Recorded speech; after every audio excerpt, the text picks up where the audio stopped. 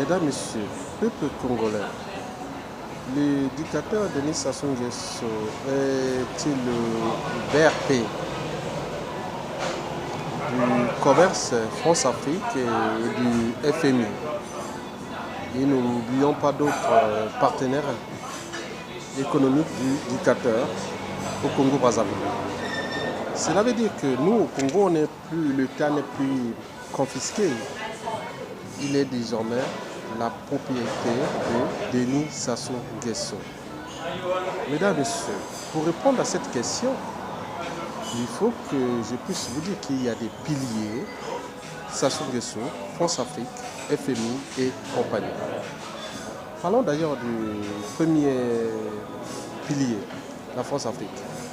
Quand on parle de la France-Afrique, on pense tout naturellement aux dictateurs liberticides, anti-démocratiques, anti-sociaux et surtout criminogènes. Et les conséquences sont bien réelles au niveau du déclassement politique, économique, social et humanitaire général à l'échelle de cette France-Afrique. Quand on parle de France-Afrique, on parle tout naturellement de l'Afrique francophone. Donc, quand on parle d'Afrique francophone, on parle tout naturellement de la France. Oui. Donc, si on essaie un peu de comparer les choses entre le bloc francophone et le bloc anglophone, vous avez par exemple pu voir ce qui s'est passé au Kenya avec la Cour suprême. Et voilà. On ne vous dira jamais assez. Je vous l'avais déjà dit que l'Angleterre, depuis sa décolonisation de l'Afrique anglophone, s'est affranchie de cette Afrique. Mais elle est toujours là présente au niveau économique. Cela veut dire qu'il n'a aucune... L'Angleterre ne fera jamais d'ingérence politique. Donc les dictateurs d'Afrique anglophone sont maintenus au pouvoir par eux-mêmes, par les peuples eux-mêmes, parce que c'est que je définis d'ailleurs comme l'anthropologie endogène. C'est-à-dire des modalités, des habitudes et des comportements qui peut-être n'ont pas encore franchi certaines barrières, qui sont celles de la raison, de l'esprit critique, de la conscience et des valeurs morales, c'est-à-dire en termes de liberté, de dignité et surtout de la justice électorale. Et ça, on rencontre encore en Afrique anglophone. Je vous rappelle aussi que l'Afrique anglophone ne regroupe un tiers des dictateurs du continent noir, contre 2 tiers qui sont surtout majoritairement ceux d'Afrique francophone. Donc, vous l'aurez compris. Est-ce qu'on va s'en sortir de cette situation? Pour sortir de cette situation, il faut d'abord que je puisse vous justifier les autres piliers de la France-Afrique. Oui, mais il y a le problème de franc CFA. Prenons le cas du Congo-Brazzaville, où la dette publique ne cesse de gonfler. On ne sait pas quelle est la part du capital déjà encaissé et versé. Et est-ce qu'on ne peut pas faire d'autre choix que de continuer à surendetter de manière abusive ce pays-là, le Congo-Brazzaville? Vous savez que le FMI va certainement aider encore Denis Sassou Nguesso. Et en contrepartie, quand on voit la dette qui est déjà autour de 120% du produit national brut exploité, c'est-à-dire qu'on n'a pas créé de valeur ajoutée, des services et autres. On ne vit qu'avec les ressources naturelles, en particulier le pétrole et le bois, et ces 2 ressources sont d'ailleurs exploitées de manière opaque. Et n'ayons pas de problématiques de bien mal acquis. Et tout ça, c'est toute cette économie qui alimente cette dette. Mesdames, Messieurs, peuple congolais, oui, la dette, par exemple, si on prend par exemple le cas de l'acharnement du FMI qui cherche toujours à surendetter le Congo. Mais bien sûr que derrière ça, il y a eu des accords de la décolonisation de la France-Afrique, de l'Afrique francophone. Il y a eu des accords, le franc CFA.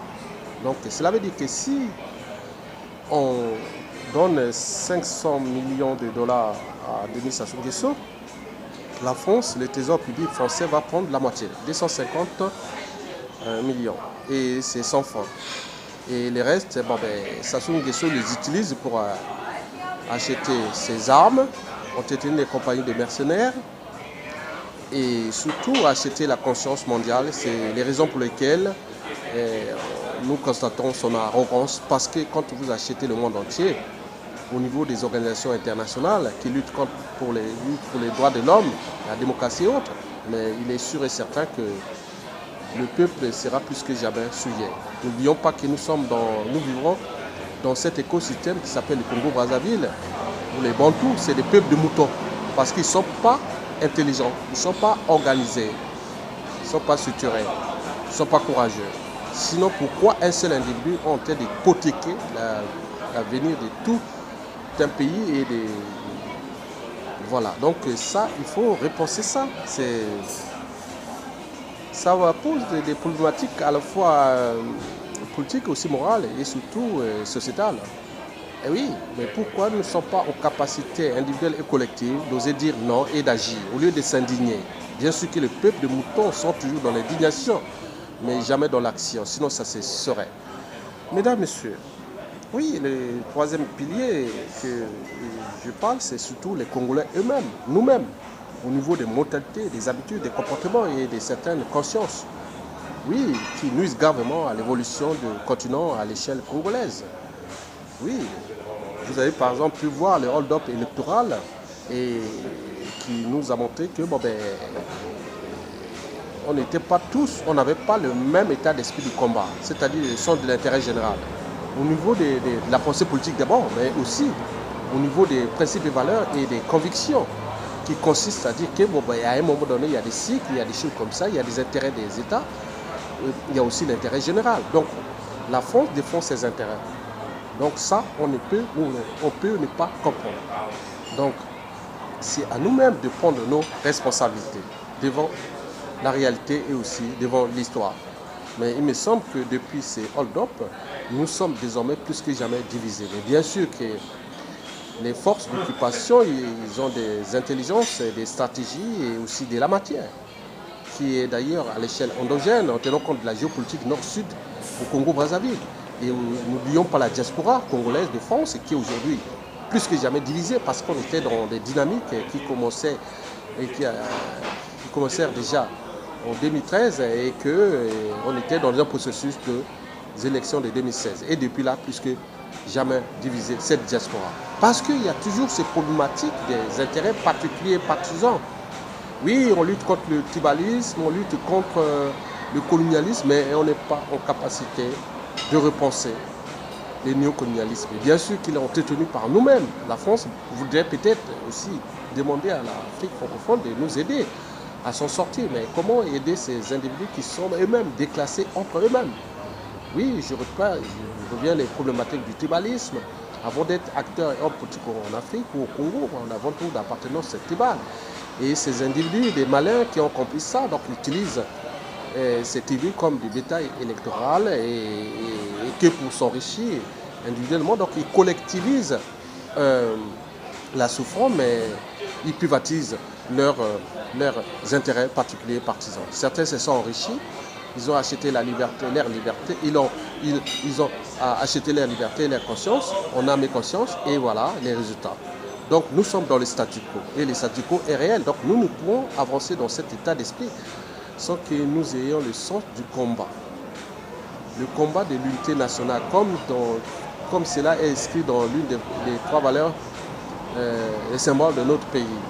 Hein? Donc unité, travail et progrès. Mais pourquoi nous ne sommes pas en capacité individuelle et collective de repenser ça, autant au niveau politique, civil que militaire? Le peuple a tout essayé depuis 2015 à nos jours et il continue à souffrir. Et les hommes politiques là, en train de chercher à qui est le bouc émissaire. Bien sûr, la France. Est-ce que Macron va nous aider? Toujours l'assistance? Non, c'est vous-même. La liberté, c'est vous-même. Nous-mêmes, nous devons l'arracher. Et si nous n'arrachons pas cette liberté, il est sûr et certain, le néocolonialisme qui n'est pas entretenu par la France, mais par nous-mêmes en tant que Congolais. Sinon, pourquoi nous sommes divisés? Pourquoi nous ne sommes pas capables de s'entendre sur un projet commun? Ça se dégage. et repenser le Congo, l'État congolais, son autorité et le rôle du Congo à l'échelle sous-régionale et continentale. Mais pourquoi nous sommes en incapacité? Parce qu'il y a un problème. Donc il ne suffit pas d'avoir des bagages intellectuels. Oui, il faut savoir où les déposer. Et c'est ça le problème. On n'arrive pas à déposer nos bagages intellectuels, sociopolitiques et autres pour l'intérêt général. Mais là, et voilà le résultat. Mesdames, Messieurs, peuple congolais, peuple français, je pense que la vie c'est comme à bicyclette. Pour garder l'équilibre, il faut toujours avancer. Donc je pense que nous devons individuellement et collectivement, selon nos réseaux, qui soient à l'échelle nationale, qui est à l'échelle extérieure, France-Afrique et aussi internationale, pour ce que nous pouvons essayer un peu de raisonner des uns et des autres, parce que on a vu le déclassement déjà général dans tout ce bassin du Congo, qui est aussi le deuxième poumon d'oxygène de la planète, et on va couper les forêts, on va déclasser tous ces choses-là, mais avec des impacts au niveau des cyclones qui arrivent aux États-Unis. Donc ça, c'est les lois universelles qui sont des lois de la vie, de la création et de l'univers. Mesdames, Messieurs, oui, il faut raisonner les acteurs politiques tant au niveau national qu'au niveau de la France-Afrique. Pour moi, je pense que la France, d'ailleurs, doit d'abord commencer par ce que l'Allemagne avait déjà commencé dans les années 20. Quand on a ravi ses colonies, il a repensé son économie, sa stratégie, et en même temps, l'Allemagne, les produits allemands sont toujours vendus partout dans le monde, ailleurs dans le monde, aussi en Afrique. Ne parlez pas des voitures allemandes qui sont toujours, les Africains sont friands de ces voitures. Voilà, donc moi je pense que nous devons repenser ce cadre-là pour tenir compte déjà de l'histoire des uns et des autres au niveau de ce que les autres ont aussi un peu d'expérimenter. Je parle des rapports entre la France-Afrique et le Congo, et la France et le Congo et d'autres pays de la sous-région et aussi surtout d'Afrique francophone. Bon, je peux parler par exemple, prenons le cas de l'Angleterre. L'Angleterre s'est affranchie de l'Afrique anglophone depuis sa décolonisation. Mais elle est là toujours, elle est toujours présente au niveau terme de dynamisme économique et de géostratégie, tant au niveau économique que militaire et autres.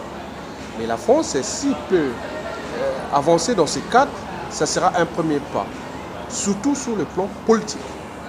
Les affaires restent les affaires, l'économie reste les économies, on fixe les règles, on les respecte. Mais quant au problème du franc CFA, qui est le problème qui est aujourd'hui, les Africains cherchent à dire non, mais il faut sortir du franc CFA comme si, voilà. Mais il y a eu des accords. Mais il faut mettre un processus. Le premier processus, il faut que vous commencez déjà à structurer votre économie, votre fiscalité, vos règles économiques. Par exemple passer des transactions en numéraire, en transactions en écriture. Et progressivement, nous pouvons sortir et rétablir les règles communes. Et voilà, c'est un processus. Il faut fixer les agendas. On ne sortira pas parce que l'histoire du franc CFA devient presque du fantasme. Et quand on parle de fantasme, cela veut dire que cette histoire va encore durer. Tant que dans des écosystèmes, nous ne sommes pas en capacité d'avancer comme dans la vie à bicyclette.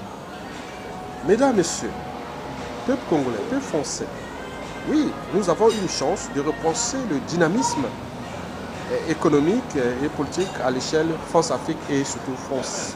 Et France avec ses ex-colonies. Parce que dans toute relation humaine, il y a 3 mots-clés. Il y a confiance, méfiance et défiance. On fait confiance à un produit, à un individu, à une marque, à des États, à des institutions. Et puis, quand on n'a plus confiance, on rentre souvent dans la défiance. Mais quand on n'a plus confiance, on rentre dans la méfiance. Quand la méfiance devient générale, devient répétitive, on rentre souvent dans la défiance, évidemment. Il me semble que dans l'opinion nationale africaine, la France devient le problème. Tant, oui, au niveau des intellectuels, on le voit, on parle que la France commence à être un problème majeur tout au long de ce début de ce 21e siècle. Mais comment nous allons ensemble repenser ces équilibres-là, tout en dynamisant d'abord les libertés politiques des peuples et la problématique de la démocratie électorale. Ça, c'est très important. Oui. Donc, si nous devons commencer là, parce que la politique, c'est elle qui réponse les États au niveau des lois, règlements, conventions, traités et autres. Mais si nous ne sommes pas en capacité de s'entendre sur ce plan pour qu'il y ait la liberté, la démocratie électorale à l'échelle France-Afrique, et à ce moment, nous aurons perdu parce que le déclassement sera général et la défiance sera aussi générale avec ses impacts, surtout au niveau de l'immigration et d'autres formes de terrorisme et tout ce que vous connaissez. Bien sûr que surtout l'immigration a un coût ici en Occident et en particulier en France. Donc il va impacter.